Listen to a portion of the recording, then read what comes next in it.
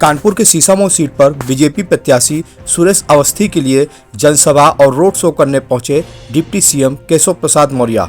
कहा, समाजवादी पार्टी की लुटिया डूबने वाली है। सभी 9 सीटें जीतकर समाजवादी पार्टी की साइकिल पंचर करके सफाई भेजने का काम करेंगे।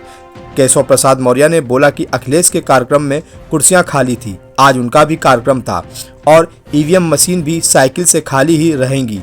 जनता से बोले, समाजवादी पार्टी को वोट डालना कुएं में वोट डालना नाले में वोट डालने के जैसा है और कमल को वोट डालना मतलब लक्ष्मी जी दिल्ली और लखनऊ से सीधे सीसामऊ आएंगी।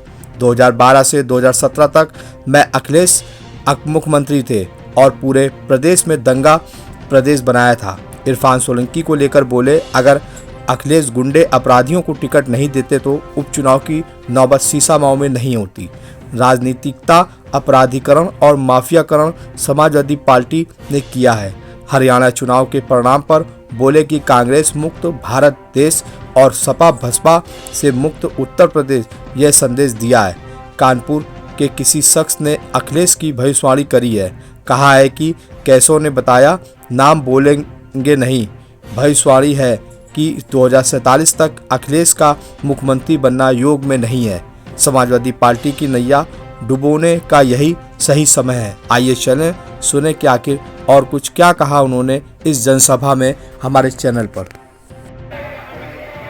सीसामऊ उपचुनाव को लेकर भारतीय जनता पार्टी अपनी कमर कस चुकी हो। तस्वीर साफ तौर से देखी जा सकती है कि किस तरीके से उत्तर प्रदेश के डिप्टी सीएम केशव प्रसाद मौर्य सीसामऊ विधानसभा क्षेत्र में जनसंपर्क करते हुए नजर आ रहे हो। ये रोड शो यहाँ पर निकाला जा रहा है। कानपुर का ग्वालटोली क्षेत्र जो कि सीसामऊ क्षेत्र से जुड़ा हुआ है और यहीं पर बड़ी संख्या में भाजपा कार्यकर्ता सड़क पर रोड शो कर रहे हैं और केशव प्रसाद मौर्य खुद इस रोड शो की अगुवाई कर रहे हैं। देख सकते हैं किस तरीके से रथ पर सवार हैं केशव मौर्य और बीजेपी के प्रत्याशी सुरेश अवस्थी को लेकर यहाँ पर रोड शो करने के लिए आए हैं। तस्वीर देखिए किस तरीके से यहाँ पर सुरेश अवस्थी के प्रचार को लेकर यहाँ पर केशव प्रसाद मौर्य रथ पर सवार हैं, लोगों का अभिवादन कर रहे हैं, साथ में सुरेश अवस्थी भी है। बड़ी संख्या में यहाँ पर हुजूम भी है और देखा जा सकता है कि किस तरीके से केशव मौर्य यहाँ पर रोड शो कर रहे हैं और कल ही यहाँ पर समाजवादी पार्टी की इकरा हसन ने भी यहाँ पर जनसंपर्क किया था। एक जनसभा भी आयोजित की गई थी और कुछ ही घंटे पहले आज यहाँ पर अखिलेश यादव ने भी रोड शो करने के लिए यहाँ पर प्रयास किया था, लेकिन रोड शो इतने धीरे से काम नहीं चलेगा। दोनों हाथ उठा करके, मैं जानता हूँ उनकी कुर्सी खाली थी लेकिन यहाँ कुर्सियाँ कम पड़ गई क्योंकि यहाँ बहुत सारे लोग खड़े रहना पड़ जा रहा, तो इसलिए दोनों हाथ उठा करके जोर से बोलिए भारत माता की। इससे भी कठिन सीट से चुन करके आते हैं। तो मैं तो उसी दिन मान गया था कि माननीय सुरेश खन्ना जी आए हैं और आप सब कार्यकर्ताओं का पसीना बहेगा, परिश्रम होगा तो कमल सीसामऊ में जरूर भारी अध्यक्ष और विधान परिषद के सदस्य क्षेत्रीय अध्यक्ष के रूप में जो काम संभालते थे हमारे आदरणीय मानवेंद्र जी, वह भी मंच पर है, आप सबके साथ लगातार लगे, मुझे जानकारी है। बदला ले लेना, 22 वाला बदला 24 में लेने का मौका मिल गया, ठीक है। हमारे ऐसे भाई प्रकाश पाल जी, वह भी मंच पर हैं। हमारे जिला पंचायत की अध्यक्ष बहन स्वप्निल वरुण जी, हमारे आज विधायक जी, कि पत्रकार साथी लोगों को पता होगा, आप लोग क्योंकि पूरी तरह से चुनाव लगे, आपको नहीं पता होगा, समाजवादी पार्टी की लुटिया डूबने जा रही और केवल सीसामऊ नहीं, 9 की 9 विधानसभा सीटों पर समाजवादी पार्टी की साइकिल को पंचर करके जनता सैफई के गैराज में भेजना चाहती है।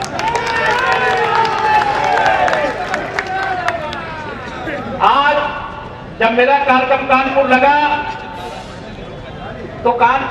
तो मुझे पता चला कि श्री अखिलेश यादव जी जो पूर्व मुख्यमंत्री हैं उनका भी कार्यक्रम यहाँ है।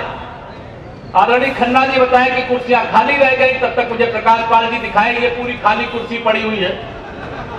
तो ईवीएम मशीन भी साइकिल से खलिए रहे। लोगों को मालूम है कि समाजवादी पार्टी को वोट डालना माने कुएं में वोट डालना, खाई में वोट डालना, नाला में वोट डालना हो जाएगा। और कमल पे वोट डालने का मतलब लक्ष्मी जी दिल्ली और लखनऊ से सीधे सीसा मऊ आएंगी, कानपुर आएंगी। बताओ ये आएंगे कि नहीं आएंगे? और आप सब जानते हो कानपुर वाले ही नारा ये गढ़े थे। मैं जब प्रदेश अध्यक्ष था उस समय एक नारा लगा था, जी से बताओ मैं गलत कह रहा हूं क्या?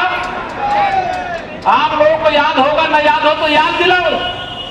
जब श्री अखिलेश यादव जी 2012 से 2017 तक मुख्यमंत्री थे उत्तर प्रदेश के, पूरे प्रदेश को दंगा प्रदेश बनाया था कि नहीं बनाया था? बताओ बनाया था कि नहीं बनाया था? और जब से आदरणीय योगी जी के नेतृत्व में माननीय प्रधानमंत्री जी के आशीर्वाद से कमल का फूल आपने खिलाया है, बताइए कानपुर में कोई दंगा हुआ है क्या?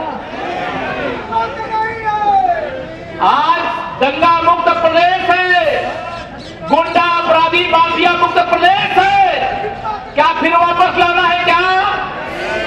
इस अगर गुंडे अपराधी को ये विधानसभा का टिकट नहीं देते शायद यह उपचुनाव की नौबत नहीं आती। अगर राजनीति का अपराधीकरण, माफियाकरण किसी पार्टी ने किया है उत्तर प्रदेश के अंदर तो समाजवादी पार्टी ने किया है। किया है कि नहीं किया? बताओ इधर जो खड़े सब लोग बताओ, दोनों हाथ में बताओ, किया है कि नहीं किया है? अब गुंडागर्दी की राजनीति नहीं होगी, अब सुशासन और विकास की राजनीति होगी। इसलिए मैं आप सब लोगों को यहां निवेदन करने के लिए आया हूं। अभी मुझे बहुत सारे समर्थन पत्र मिले और उन सारे समर्थन पत्रों से यह संदेश आ गया, समाजवादी पार्टी जीत गई तो गुब्बारे की तरह फूल गई। लेकिन गुब्बारे की हवा लगाने के लिए क्या, निकालने के लिए क्या लगता है? एक थोड़ा सा कहीं छेद उसमें हो जाए तो गुब्बारे की हवा निकल गई। 2024 के लोकसभा चुनाव के बाद ये अहंकार के आकाश पर पहुंच गए। लेकिन हरियाणा में विधानसभा का चुनाव हुआ, वहां भारतीय जनता पार्टी की तीसरी बार सरकार बनी और बता दिया कि कांग्रेस मुक्त भारत देश, सपा बसपा से मुक्त उत्तर प्रदेश। ये नाम नहीं बताऊंगा कानेपुर के। उन्होंने बताया कि 2047 तक श्री अखिलेश यादव जी के कुंडली में अब मुख्यमंत्री बनने का योग नहीं है। अब वो उछल पड़े अपने कुर्सी से। मतलब उनके मन में पिछड़ों के लिए खिलाफ, दलितों के खिलाफ, महिलाओं के खिलाफ, किसानों के खिलाफ, जवानों के खिलाफ, व्यापारियों के खिलाफ इतनी नफरत भरी हुई है कि वह जब सदन में खड़े होते हैं, सुना है किसी ने कई भाषण सुना है? जिन लोगों ने भाषण उनका सुना होगा, उनके कार्यकाल में जो कारनामे हुए थे केवल उनको उजागर करने का काम होता है तो अपना आपा खो देते। समाजवादी पार्टी की नैया को यही समय है गंगा में डुबोने का। और मैं आपको विश्वास दिलाना चाहता हूं, अभी जो महाराष्ट्र और झारखंड में चुनाव हो रहे हैं ना, महाराष्ट्र में तो हमारे गठबंधन की सरकार थी, वो तो वापस आने ही जा रही है। लेकिन झारखंड में भी भारतीय जनता पार्टी का वहां बुलंद होने जा रहा है झंडा, वहां पर भी सरकार बनने जा रही है। भव्य मंदिर बनाने का काम करेंगे। बताइए बना कि नहीं बना? बताइए बना कि नहीं बना? दोनों हाथ लगा बताइए बना कि नहीं बना? ये कांग्रेस की अगुवाई कि जब देश में सरकार सबके आशीर्वाद और समर्थन के कारण से माननीय नरेंद्र मोदी जी के नेतृत्व में सरकार बनी, तो आप सब जानते हो जम्मू कश्मीर से धारा 370 सदा सदा के लिए समाप्त हो गई। बताइए समाप्त हुई कि नहीं हुई? जो कहा वो किया कि नहीं किया? मैं लंबी बातें नहीं करूंगा, लंबा भाषण आपने सुना होगा, शायद अभी यात्रा भी है। मैं आप सब लोगों से इतना निवेदन करना चाहता हूं, इस चुनाव को 2027 में तीसरी बार भाजपा सरकार की शुरुआत मानिएगा। मानोगे?